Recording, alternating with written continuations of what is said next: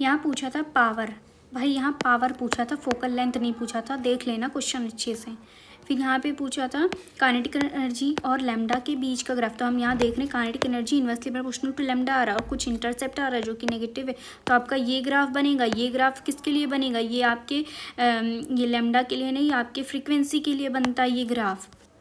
उसके बाद आपका बोल रहा है कि वर्क डन बताइए in taking charge coulomb Q coulomb once along a loop. इस लूप में लेके जा रहा है तो वर्क डन क्यू वी होगा, ज़ीरो नहीं होगा क्योंकि वर्क पाथ फंक्शन है। यहाँ इस क्वेश्चन में बोलो, यहाँ पे लिखा है कि रे ऑफ लाइट इंसिडेंट किया है प्लेन मिरर पे, ठीक है, एंगल थीटा पे। इसका मतलब ये थीटा दिया गया है कि ये प्लेन मिरर से कितना एंगल बना रहा है। और हमें दिया गया आई प्लस आर बराबर 80। तो हम जानते हैं लॉ ऑफ रिफ्लेक्शन से आई बराबर आर, तो आई निकल जाएगा 40, तो हम थीटा निकल सकते हैं कितना 50। तो ये याद रखना कि एंगल ये किस चीज़ के बारे में कौन क्या क्या दिया है, थीटा वगैरह। फिर हम यहाँ पे भूल गए थे वॉल्यूम को मल्टीप्लाई करना। भाई कितने बार बताऊँ, आप जब यहाँ पे वॉल्यूम दिया रहे तो आप एनर्जी में वॉल्यूम मल्टीप्लाई कर लो।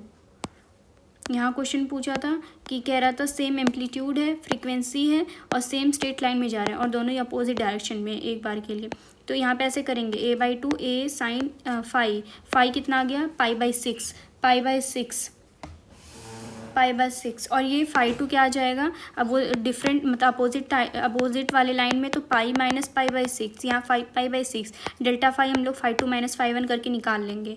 यहाँ पूछा है लाइफ ऑफ डेनियल सेल को इंक्रीज़ कैसे कर सकते हैं। तो यहाँ पे कॉपर का रिडक्शन, जिंक का ऑक्सीडेशन हो रहा है, तो हम साइज़ किसका Zn का इंक्रीज़ कर दें और कंसनट्रेशन कॉपर का साइज़ ऑफ Zn को इंक्रीज़ कर दें और कंसनट्रेशन कॉपर का इंक्रीज़ कर दें, ठीक है। तो use of large copper electrode, ये use of large copper electrode नहीं यूज़ करेंगे, हम लोग लार्ज जिंक इलेक्ट्रोड यूज़ करेंगे। यहाँ पे पूछा था हाईएस्ट बॉइलिंग पॉइंट, हाँ यहाँ पे 2 आयन थे, यहाँ 4 आयन, इन दोनों में 3 आयन, तो साइड से बात है हाईएस्ट यहाँ पे होगा 4 आयन वाले में। आइसोस्ट्रक्चरल पूछा था, ये दिमाग में इधर रख लो याद कि SO3-2 का एंड CO3-2 का, ये दोनों का अलग अलग स्ट्रक्चर होता है, वो दिख ही रहा है सामने। और ZfF2 और IF2- का सेम होता है। यहाँ देखो ये सबसे बहुत इंपॉर्टेंट है, इनका देखो बॉन्ड ऑर्डर बहुत इंपॉर्टेंट है।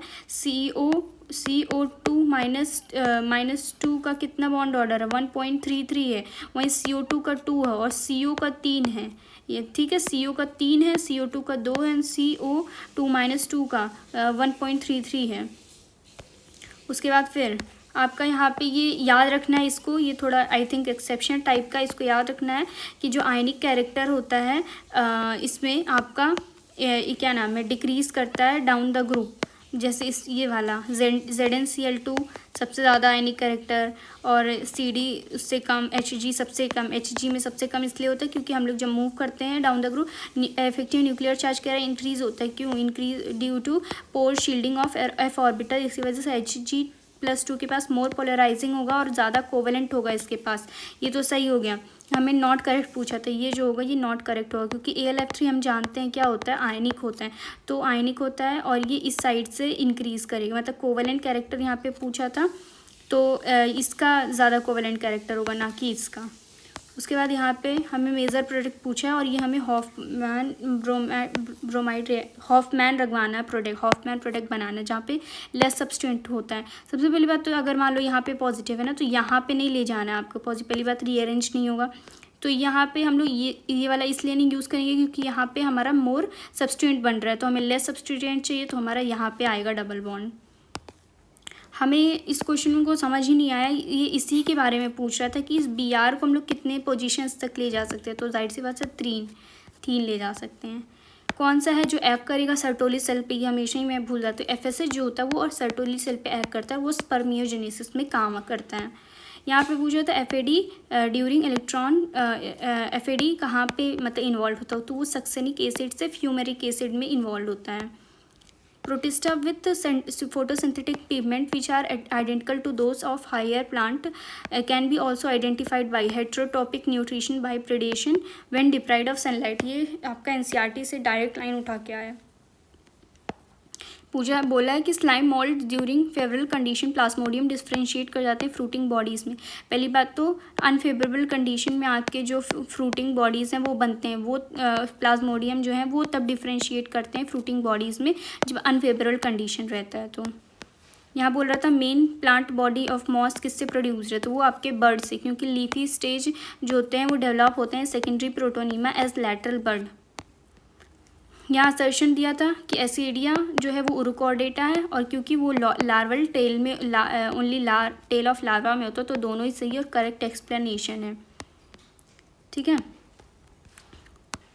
ये थोड़ा पता नहीं कैसा क्वेश्चन है। ये देखो यहाँ पे इम्पोर्टेंट ये था कि यहाँ पे ये तो रॉन्ग ही था कि NADP reductase enzyme is located on lumen side of thylakoid, तो ये तो रॉन्ग था। NADP reductase outer side of lumen locate होता है, लेकिन ये सही था कि एनर्जी यूज़ किया जाता है use to pump proton from stroma to lumen. Energy को यूज़ किया जाता है प्रोटॉन पंप के लिए जब स्टोमा से ल्यूमेन तक का। यहाँ पे पूछा था कि 3 ग्लूकोज के लिए सबस्ट्रेट लेवल फॉस्फोराइलेशन कितना होगा। तो सबसे पहली बात, एक ग्लूकोज में एक ग्लाइकोलाइसिस होता है, 2 क्रेब्स साइकिल होता है, मैं भूल गई थी, 2 क्रेब्स साइकिल होता है ग्लूकोज के लिए। तो 2 प्लस इसमें कितने ATP होते हैं, 1 ATP मतलब 4 आ जाएंगे, तब 3 ग्लूकोज के लिए 12 ATP आ जाएगा। मेन यहाँ तक कि क्रेब्स साइकिल एक ग्लूकोज के लिए 2 बार चलता है। ये देखो ये इंपॉर्टेंट है। यहाँ पे L/R/CV पूछा है। L क्या है, इंडक्टेंस, रेजिस्टेंस, कैपेसिटेंस, वोल्टेज। ये सबसे सिंपल तरीका यही है। L/R होता है T, टाइम होता है, और CV क्या होता है, आपका चार्ज होता है, तो T/Q आ गया। इसको फिर सॉल्व कर लो, ये इंपॉर्टेंट है। यहाँ पे पूछा है CFCE का ऑर्डर क्या होगा, तो यहाँ पे हमको लगभग सबका ही नज़र आ रहा है। तो कौन रहा इधर करके डाउन द ग्रुप, ये तो इंक्रीज़ करेगा, तो याद रखना है CFSC में डायरेक्टली प्रोपोर्शनल होता है साइज़ के। ठीक है, और ये तो बहुत इंपॉर्टेंट है जो हम पहले भी बता चुके, जो कि मेरा सही था। कह रहा ग्लोमेरुलर कैपिलरी है, blood causes filtration through 3 cellular layer. तो पहली बात तो 3 सेलुलर नहीं होता, 2 सेलुलर होता है। कह रहा पोडोसाइट अरेंज होते हैं इंटरसिकेट मैनर में so as to leave some minute ports for secretion of plasma. ये बात बिल्कुल सही है।